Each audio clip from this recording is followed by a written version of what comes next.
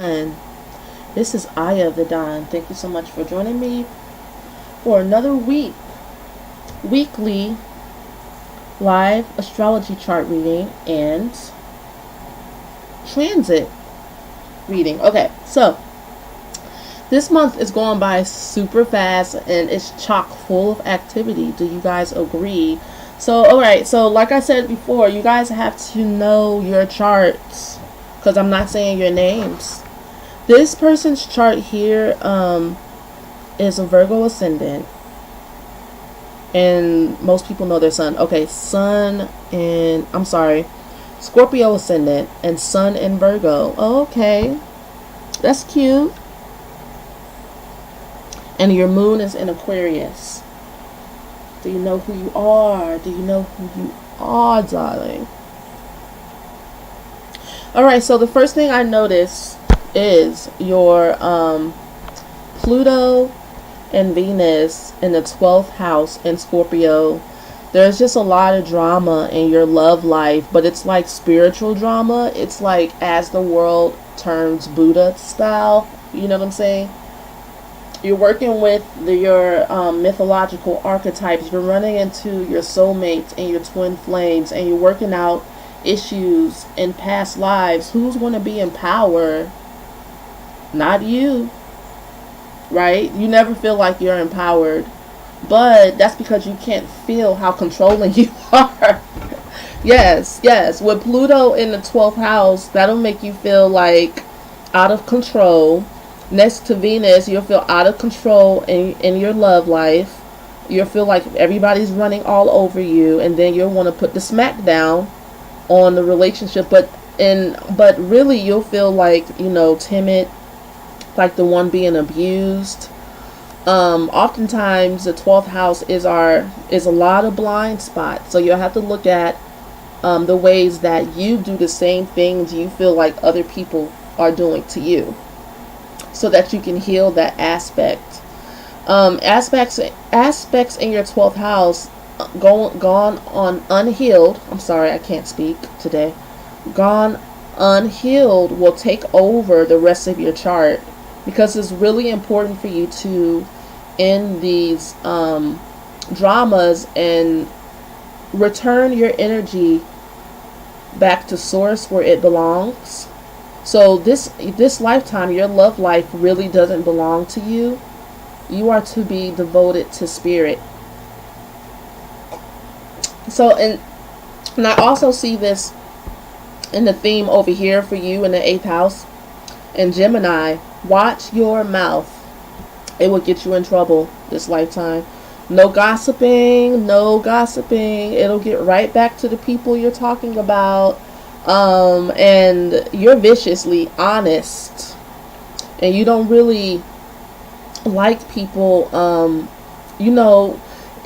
not listening to you and your warnings. The Lilith here tells me that you're in touch with being a seer in the dark energies that are around you. Like you give people warnings. You might have foreshadowings and prophecies to give to people. Some people don't want to hear it. And it really pains you to be around people who don't freaking listen. And then what will end up happening is that you'll end up letting off frustration by talking about them behind their back, and that always ends up leading you into trouble. What it seems like you have to learn a lot of maturity in this lifetime, really hard transformational lessons, but because this is your chart, you can do it. You can do it. Transform that energy, girl. Become the wise sage that you're supposed to be. Okay, what else do I see? Did I write anything else down? Oh, also a message I got from your ancestors. I see here seers in the 12th house. You have motherly energy that is really protective of you, and they really would like for you to just focus on your business. Because as I look at this energy here sitting on top of this Pluto and Venus energy, you might be quarreling in love, clandestine love affairs or whatever. just feeling unworthy of love, wondering when love is going to come. And then you have like this ancestral line that is really great at business and is very protective of you in that way. It seems like they want you to know that if you focus, just focus on your business and leave those men alone. Leave those relationships alone. Because I'm looking at your moon in Aquarius, and you like to be aloof anyway. It's interesting. You might expect more out of people emotionally to give to you to make up for like the feeling of loneliness and longing than you're willing to actually give emotionally, because it is all about business for you here with the moon in Aquarius. The moon in the 4th house. Sears seems very moon to me, a little bit of it anyway, because Sears is like the mother, protective mother of abundance, you know. And then you have this moon here in the 4th house in Aquarius. And so your mind is very business related when it comes to healing energies. You know how to whip up some herbs and, you know, make a concoction, girl, that is healing for people. Do that. Focus on that. That's what your ancestors would like for you to know. Okay, so we're going to move on to the next chart. I hope you like your little short reading. Can we move on to the next clip? Thanks. Oh no, I didn't mean for her name to be shown. Okay, I hope nobody really got a chance to. Anyway, so in this chart, we have your ascendant in Virgo. At this point, you probably saw a peek of your name. Your midheaven is in Gemini. Your 4th house is in Sag. And your 7th house is in Pisces. I know that contraption very well. I have the same will. I'm a Virgo ascendant as well. I know how you feel. You're very deep in your energy, and you're very cool, calm, and collected. But you keep everything inside, don't you? It's hard. One of the first things I saw, which is really cool in your chart, it's part of fortune in Sagittarius. Let me turn on the light. Can't see my notes. The sun's going down. Yeah, you have part of fortune in Sagittarius in the 4th house. That gives me a sense that you feel at home everywhere you go, like the world is your home. And I feel like that's really cool. I wish I had that. That sounds amazing. Okay, and another thing I noticed when I first looked at your chart is it's like you have a gang here. You have this gang over here with Aries, and we have the Virgo, Libra, Scorpio gang. So it's like you have all these energies, but because you have planets on both sides of the chart, it'll kind of balance itself out. And what I noticed here as well is that you have Chiron at 0 degrees in Aries in the 7th house. So you're at the beginning stages this lifetime of learning how to pick yourself up when you get knocked down. You may have some issues in your life that you've had to overcome.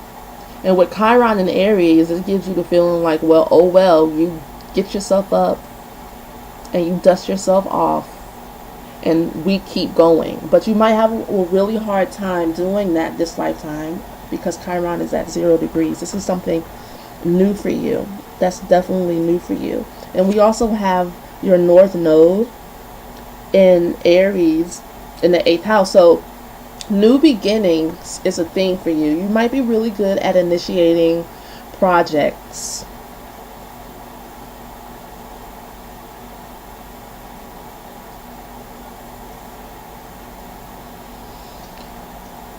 Because the 8th house is about transformation, death, taxes, relationships, but maybe more like passion in your relationship and who holds the power in the relationship. And it definitely seems like you want to hold the power in the relationship with Aries being in the 8th house.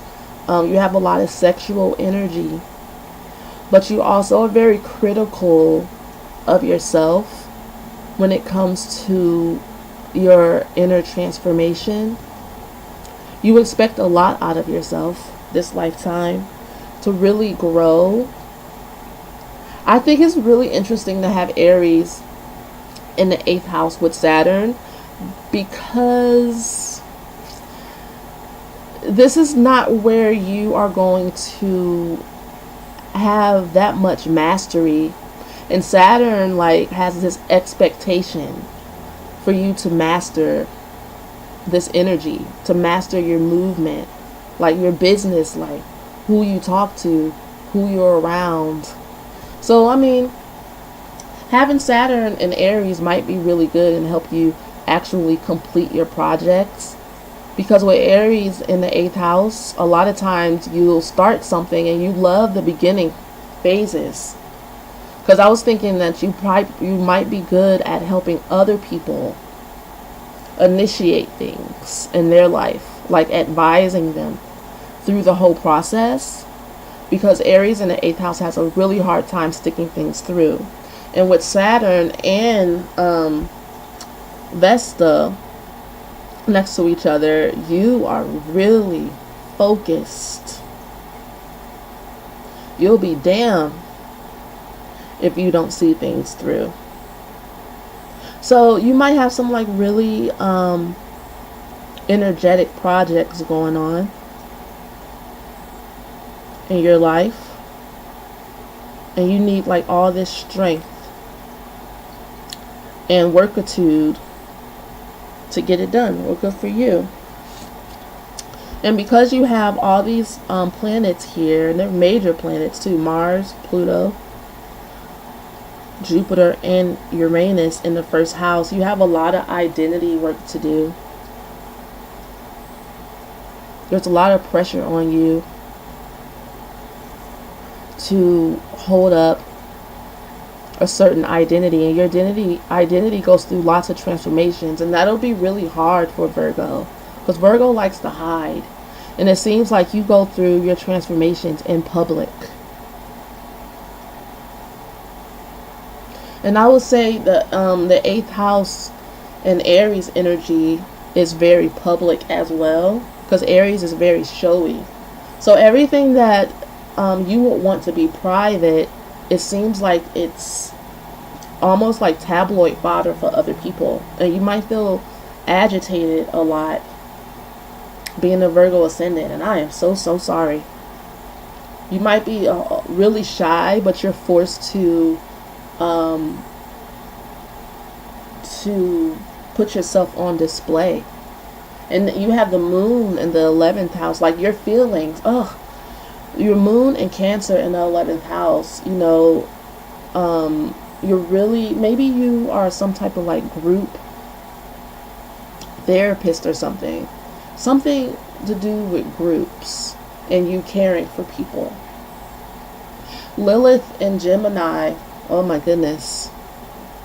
The first thing I thought when I saw that is that you might be like an awesome radio personality that speaks your mind, a comedian. You have some really interesting aspects here. Yeah.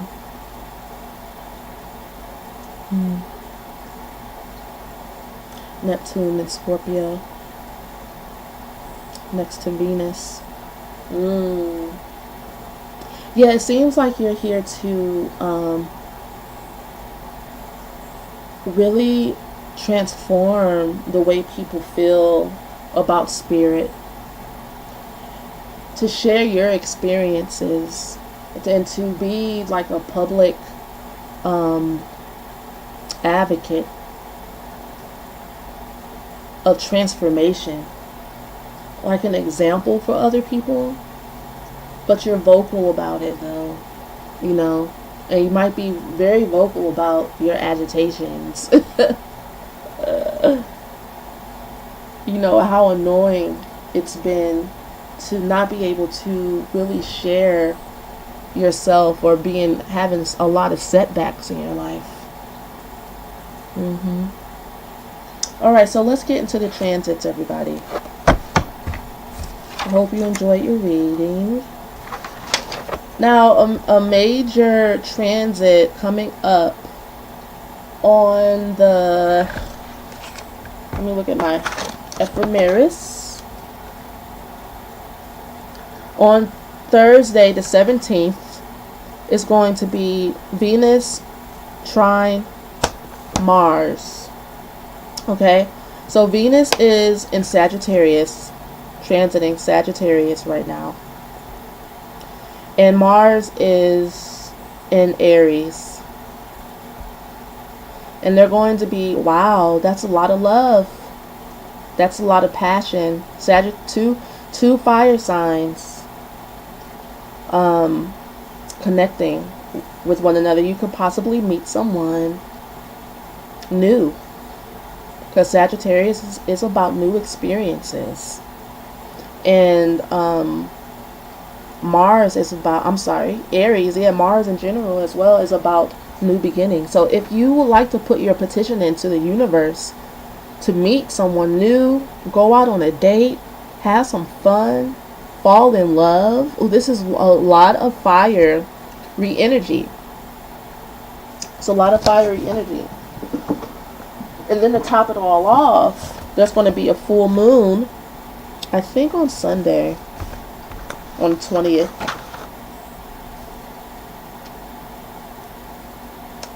No. Actually, the sun moves into Capricorn on Sunday. Yeah, and there's a full moon. Yep, I was right. And there's a full moon on Sunday, along with an eclipse. It's a super moon. It's a super moon with a lunar eclipse. And it's going to be in Leo. So, what that means for you, my love, looking at your chart, is that, look at this.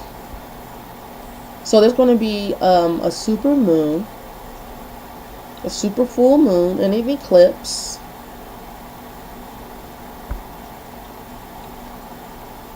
And Venus. And Mars. Well, the full moon is going to be at 0 degrees in Aries. It's going to be at 0 degrees. So it's definitely about new beginnings. New beginnings. New fiery, passionate beginnings of creativity. And for you, it's going to be energies that you have hidden within you, since the 12th house is on the cusp of your Leo. Energies that you usually hide. Maybe you dance alone in your room. You might have secret talents that other people don't know about. It will be a great time to maybe go do an open mic and do something new and really show your energy, and people will be surprised. You'll be surprised. It'll make you happy. Like, Leo is about making yourself happy. And with Leo in the 12th house, you might tend to overthink showing your talents. You know what I'm saying? You might not have as much fun with them as you really need to. I challenge you. I challenge you to go do something that you know you really want to do, but you might criticize yourself for. Because I'm seeing this really critical energy here when it comes to your 8th house energy and your passions and what you want to do. Yeah, you might be really overly critical of yourself when it comes to your passions. Let it out. Well, yeah, especially for you, with Venus transiting your Sagittarius in the 8th house, with Aries here, it's definitely could find someone that makes you feel like you're at home, while you're traveling, while you're doing something new. Themes here. You might meet somebody while you're doing something new. All right, let's look at your chart. Yeah, you have Leo in the 10th house, I'm pretty sure. I was looking at that. Yeah, so the super moon will be in your 10th house, darling. And that's amazing. So you might be in the workings of a new beginning in your career, even if it's just that you're re-energizing yourself, starting a new project, looking at yourself in a new way, finding your purpose. Because Leo is about finding your purpose, everybody. It's about your purpose because it's ruled by the sun and your ego. And your purpose is something that you grow into over your lifetime. It's a challenge, It's exciting. Your purpose this lifetime brings you lots of newness and creativity and helps you stay on your toes. That's why it's important for you to live out your purpose and not let it remain in the shadows of yourself. But if you are focusing too much on how come I don't have love, because a lot of times when people have Venus in the 12th house, especially when it's conjunct with Pluto, you might miss out on all these wonderful energies, and I don't want you to do that. You'll have Venus trine Mars here in your 2nd house and in your 5th house. The 6th house is about values and money. So I see a theme here for you when it comes to Leo, Sagittarius, and Aries of creativity and money, making money, starting a new project that's going to help you make money. And remember, we were talking about maybe your ancestral line, the mothers are reaching out to you to start a new business, to get focused on your business.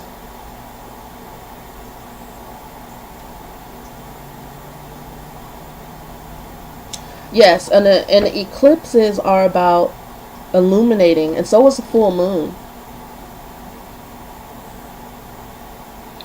Something will be revealed. If you stay open, you can use these energies. You can use these energies to really ignite your passion, the fire within you, the love within your life. It doesn't necessarily have to be a new man, a new woman. It could be just a new beginning. It's time. We have seen a lot of this energy here in Capricorn, having us look back at the past, and really digging in deep.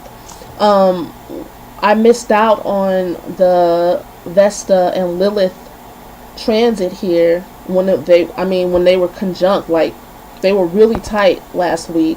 But I was going through such deep transformations myself. I just didn't feel confident to speak about exactly what I was feeling. But I will say a little bit now. It's time for us to get back into our sacredness, into our passion, and really focus on getting into your genius. Lilith has oftentimes been looked at as a demon, but I looked up what the word demon means. It can mean genius. Let's look at it. I'm not going to take up too much of you guys' time.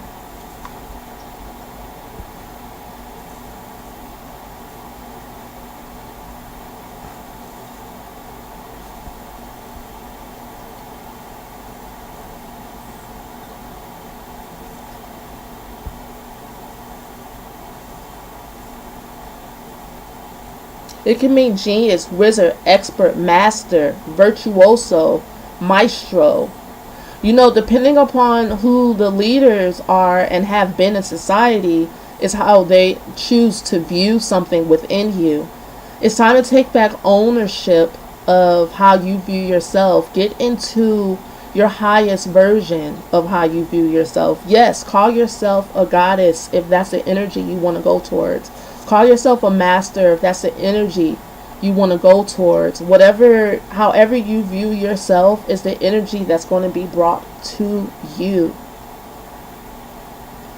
This Capricorn energy to me is about the patriarchy falling down within all of us. This Sun and I can really still feel the Sun and Pluto conjunction and the transformations that are happening with it, you know, within me, where I'm breaking down and taking responsibility and taking ownership, more ownership and responsibility for what I create in my life.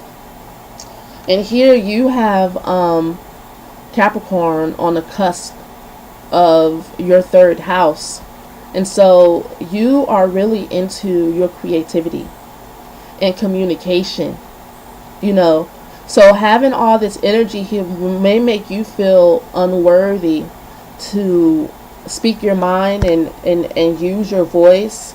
And, you know, your siblings probably weren't all that supportive of your energies growing up, because siblings will often make fun of you, but you know, and pick on you for just being yourself. And your identity is very much connected to what you get done. So you have Mars in Capricorn, and then you have Saturn in the first house.